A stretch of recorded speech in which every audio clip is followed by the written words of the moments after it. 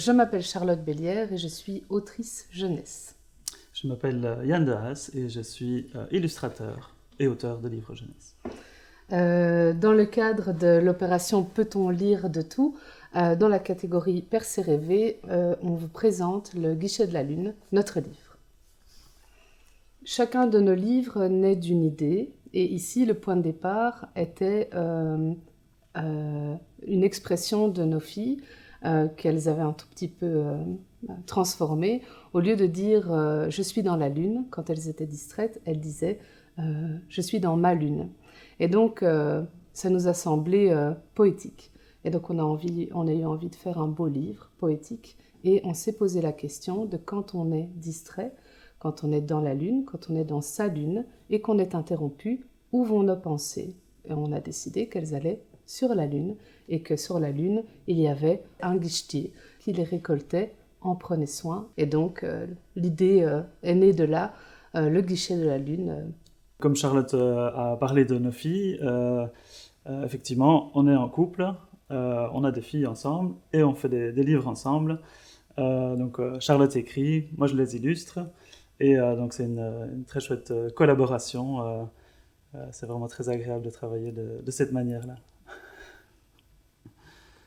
Concernant nos influences, en littérature jeunesse, on est tous les deux assez admiratifs du travail de Tommy Ungerer. Alors, Les Trois Brigands, bon, c'est un grand classique, mais c'est une de mes préférées. Et quand il a fallu donner un nom à notre vieux guichetier, eh bien, on avait envie de faire un petit clin d'œil. Et donc, voilà, notre vieux guichetier s'appelle Jean. Et concernant d'autres influences, pas directement pour l'histoire, mais plutôt pour moi, pour les illustrations, je ne peux pas citer directement une personne qui m'a plus influencé que d'autres, mais le travail de l'aquarelle de Anne Brouillard, notamment ces livres-ci, m'influence beaucoup dans mon travail en général. Ici, il y a d'autres livres aussi qui m'ont beaucoup inspiré, comme le livre Un grand jour de rien de Béatrice Alemagna, dont j'aime beaucoup le travail et l'emploi des différentes matières. Et Mark Janssen aussi, voilà, ici, sa manière d'utiliser le crayon, j'aime beaucoup aussi. Il y a notamment une page dans Le Guichet de la Lune où j'utilise un peu cette technique-là aussi, en noir et blanc. Moi, ce que j'aime dans les histoires, c'est les aventures. Et je donne un exemple parmi plein d'autres, mais j'aime beaucoup Le Gruffalo. J'aime beaucoup ce livre parce que le texte est écrit en rime, en vers même, c'est de la poésie. Ce que je ne fais pas toujours, pas souvent même, lui oui.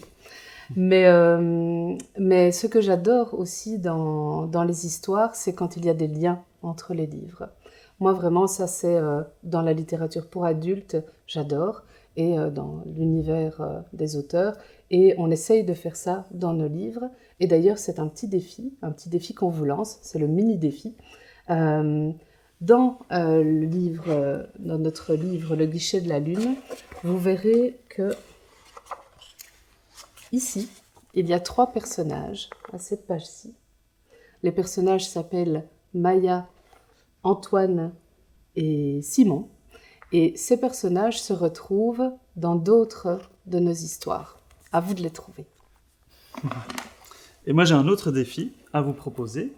Donc pour Le Guichet de la Lune, j'ai dû dessiner, illustrer des choses pas toujours simples, parce que on parle de pensée, d'idées, de souvenirs.